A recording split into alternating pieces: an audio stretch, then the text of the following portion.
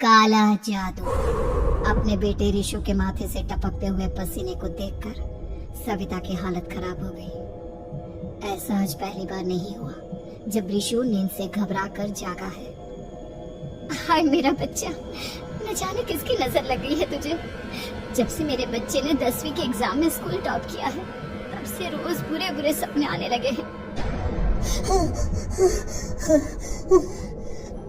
हाँ माँ, मैंने आज फिर से एक काले साए को देखा।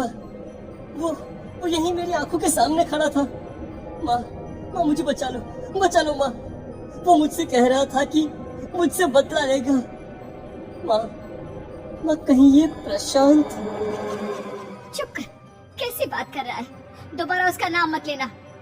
तुझे पता है ना, उस प्रशांत ने आत्महत्या कर ली, तो बार बार उसका नाम मत लिया कर। मम्मी, क्या सच में प्रशांत ने आत्महत्या की थी? चुप कर, बहुत सवाल पूछता है आजकल। और फिर रात के वक्त सविता के पूरे घर में एक अजीब सा काला धुआं छाने लगा। गहरी नींद में सोई सविता की जैसे ही आंख खुली उसका दम घुटने लगा। वो दौड़कर ऋषु के रूम की तरफ गई जहां उसके दरवाजे पर घूमती एक काली परछाई देख वो बुरी तरह से घबरा गई। कौन है वहाँ? कौन है? सामने आओ। ये मैं हूँ, तुम्हारी काली करतूत।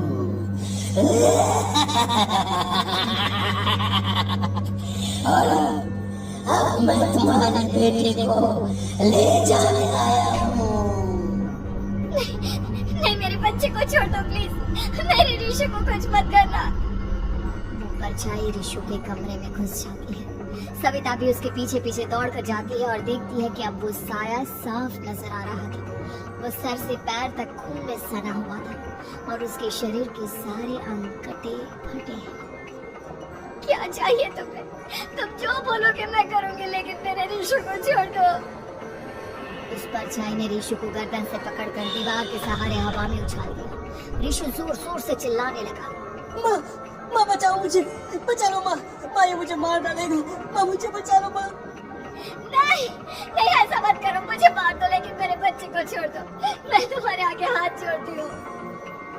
वो परछाई ऋषु को जमीन पर गिरा देती है और अचानक वहाँ से गायब हो जाती है। ऋषु, मेरा बच्चा, तू ठीक तो है ना? कुछ बोल बेटा, क्या हुआ है तुझे? मैं ठीक हूँ माँ। क्या हुआ था यहाँ पर? कुछ नहीं बेटा, कुछ नहीं। तू परेशान मत हो। हम कल ही गांव के बाहर जो तांत्रिक महाराज रहते हैं उनके पास चलेंगे। ठीक है माँ, हम जल्द ही उनके पास चलेंगे। मुझे बहुत डर लग रहा है माँ। ये बार बार मुझे डरावने सपने आना, ये सब हमारे साथ क्यों हो रहा है माँ? अगले दिन सविता अपने बेटे ऋषु को लेकर गांव के बाहर तांत्रिक के पास जाती है। जिस जगह पर तांत्रिक रहा करता था वो जगह बहुत डरावनी थी। चारों तरफ कंकाल और भूतियां नजर आ रही थी। गांव से दूर वीराने में उस जगह पर जोर से आंधी चल रही थी। ऋषु ने डर कर अपनी माँ का हाथ पकड़ लिया। माँ मुझे बहुत डर लग रहा है। ये कैसी जगह है?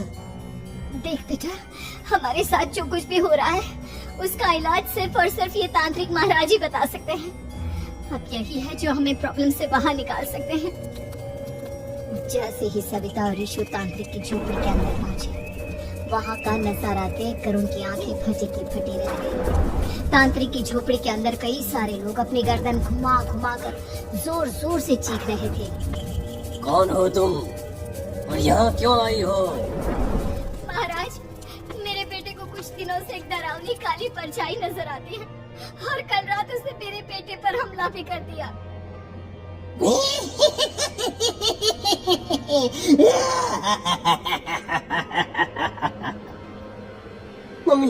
मम्मी हमें यहाँ से चलना चाहिए। ये जगह मुझे ठीक नहीं लगती। नहीं बेटा, ऐसा नहीं कहते। रुक जाओ, 2 मिनट के लिए रुक जाओ। क्या कहा? काली परछाई? तुम्हारे बेटे पर किसी काली परछाई ने हमला किया? हाँ महाराज, वो कह रही थी कि वो मेरे बेटे को कुछ कर देगी। कोई उपाय बताइए महाराज, मेरे बेटे के साथ कुछ गलत नहीं होना चाहिए। तुमने किसी दूसरे के साथ गलत किया है। तो तुम्हारे साथ भी गलत होकर ही रहेगा। तुमने किसी की जान ली है, किसी को मार डाला है तुमने। नहीं महाराज, मैंने ऐसा कुछ नहीं किया। मैंने किसी की जान नहीं ली। मुझे कोई उपाय बताइए। लगता है तुम इतनी आसानी से नहीं मानोगी। मैं तुम्हें अभी उस काली परछाई से मिलवा देता हूँ और वही सारा सच तुम्हारे सामने लेकर आएगा। हाँ? सविता और ऋषु ने डर के मारे अपनी आंखें बंद कर ली। तभी अचानक तांत्रिक की झोपड़ी में अजीबोगरीब आवाजें गूंजने लगी। सविता और ऋषु बुरी तरह से कांप रही थी। आंखें खोलो और अपने सामने देखो। क्या यही है वो जिससे तुम कल रात को मिली थी? बताओ मुझे। हाँ, इसने कल रात मेरे बेटे के ऊपर हमला किया था। ये उसी लड़के की भटकती हुई आत्मा है जिसे कुछ दिन पहले तुमने मार डाला था। मम्मी ये महाराज क्या कह रहे हैं? क्या सच में आपने किसी की जान ली है, किसी को मार डाला है? अगर हाँ तो बताइए ना मम्मी, किसको मारा है आपने? किसको? तुम्हारी माँ इतनी आसानी से सच नहीं बताएगी बेटा। इसने एक बच्चे की जान ली है। कहीं उसका नाम प्रशांत तो नहीं महाराज? वो मेरा दोस्त है, मेरा मतलब मेरा पड़ोसी है। सही पहचाना। देखा सविता, तुम्हारा खुद का बेटा भी जानता है कि तुमने किसी के प्राणों की बलि चढ़ा दी और इसीलिए अब उसकी बुरी आत्मा तुम्हारे घर में भटकती है। मुझे माफ कर दीजिए महाराज, मुझसे बहुत बड़ी गलती हो गई। प्रशांत हमारे पड़ोसी का बेटा था। हर बार उसके नंबर मेरे बेटे से ज्यादा आते थे और इसलिए मैंने उसके कमरे के बाहर काला जादू किया था, पर मुझे नहीं पता था कि वो मर जाएगा। तुम्हारे उसी काले जादू वाली गुड़िया के अंदर एक बुरी आत्मा थी जिसने उस बच्चे के दिमाग पर बुरा असर कर दिया और उसी की वजह से उस लड़के ने अपनी बालकनी से कूदकर आत्महत्या कर ली।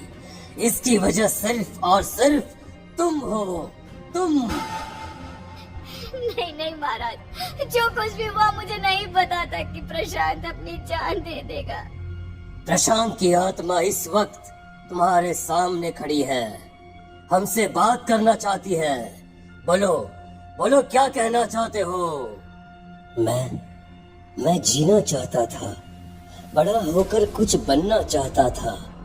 आपके बेटे से मुझे कोई परेशानी नहीं थी। अरे वो तो मेरा अच्छा दोस्त था। मुझे माफ कर दो बेटा, मुझसे बहुत बड़ी गलती हो गई, मुझे माफ कर दो। माफ करने से मुझे वापस जिंदगी नहीं मिल जाएगी। मेरे माँ बाप आज भी मेरे लिए रोते हैं। आपने मेरे साथ बहुत गलत किया है, बहुत गलत। और तभी अचानक प्रशांत की आत्मा वहाँ से गायब हो जाती है। सविता जोर जोर से रोने लगती है। सुन लिया तुमने? ये तुम्हारे अपने ही किए हुए पाप हैं जो इस तरह से तुम्हारे सामने आ रहे हैं। माँ, ये आपने अच्छा नहीं किया। सिर्फ 10th बोर्ड के एग्जाम में मैं टॉप कर पाऊं, इसलिए आपने मेरे दोस्त के ऊपर काला जादू कर दिया। नहीं मम्मी नहीं, अब हम कभी खुश नहीं रह पाएंगे, कभी नहीं। मेरे दोस्त की आत्मा को कभी शांति नहीं मिलेगी मम्मी, कभी नहीं। लेकिन मैंने जो कुछ भी किया सिर्फ तुम्हारे लिए किया। वो लड़का हमेशा फर्स्ट पोजीशन पर आ जाता था और इस वजह से हमेशा तुम्हारे मार्क्स कम पड़ते थे। मैंने तो सिर्फ उस पर एक छोटा सा काला जादू किया था बेटा। मुझे क्या पता था कि उसका ये नतीजा निकलेगा। जिस गुड़िया को तुमने उस लड़के के कमरे के दरवाजे पर लगाया था, दरअसल उसके अंदर एक बुरी आत्मा का प्रवेश हो गया था, जैसा कि अक्सर काला जादू करते समय हो जाता है। मुझे अपनी गलती का एहसास हो गया है। मैं प्रायश्चित करना चाहती हूँ, आप बताइए मैं क्या करूँ? प्रशांत के घर जाकर उस काली गुड़िया को वहाँ से निकालकर यहाँ लेकर आ। मैं उसे आग में जलाकर राख कर दूंगा और उसके बाद प्रशांत की आत्मा को हमेशा के लिए मुक्ति मिल जाएगी। अगली रात सविता चुपचाप अपने पड़ोसी प्रशांत के घर जाती है। प्रशांत के माँ बाप प्रशांत की मौत के बाद उस घर को छोड़कर हमेशा के लिए वहां से चले गए थे। जैसे ही सविता उस घर के अंदर कदम रखती है, उसका सामना अजीबोगरीब हैवानियत से भरी आवाजों से होने लगता है। ऐसा लग रहा था जैसे कोई बुरी तरह से चीख रहा। सविता जैसे ही प्रशांत के कमरे के बाहर पहुंचती है, वहां पर लटकी हुई गुड़िया के शरीर से खून टपकने लगता है। ये क्या हो रहा है? इस गुड़िया के शरीर से खून क्यों टपक रहा है? सविता हिम्मत करते हुए उस गुड़िया को वहां से उतारने की कोशिश करती है, लेकिन तभी अचानक से बहुत भयानक दिखने वाली औरत उसकी आंखों के सामने आकर खड़ी हो जाती है। मैं यहाँ से कहीं नहीं जाऊंगी, और अगर तूने मुझे यहाँ से हटाने की कोशिश की तो मार डालूंगी मैं तुझे। नहीं नहीं, मुझे तुम्हें यहाँ से ले जाना ही होगा, नहीं तो मेरा बेटा, उसकी जान को खतरा है। मैं तुम्हें नहीं छोड़ सकती। अगर तुम्हारे अंदर हिम्मत है तो मुझे इस घर से बाहर ले जाकर दिखाओ। और ऐसा कहकर वो औरत सविता के ऊपर हमला कर देती है और उसे हवा में उछाल उछाल कर जमीन पर पटकती है। लेकिन तभी अचानक मौका देखकर सविता अपने हाथ में ली हुई सुई उसके हाथ में चुभो देती है। हाथ में सुई लगते ही वो औरत जमीन पर तड़पने लगती है। ये क्या किया तूने? ये क्या कर दिया? तुझे ऐसा नहीं करना चाहिए था।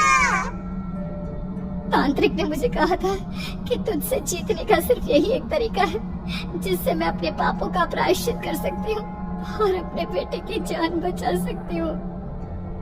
और उसके बाद वो डरावनी दिखने वाली औरत एक छोटी सी जादुई गुड़िया में तब्दील हो गई और सविता ने उसे ले जाकर तांत्रिक को दे दिया। तांत्रिक ने जादुई गुड़िया को आग के हवाले कर दिया।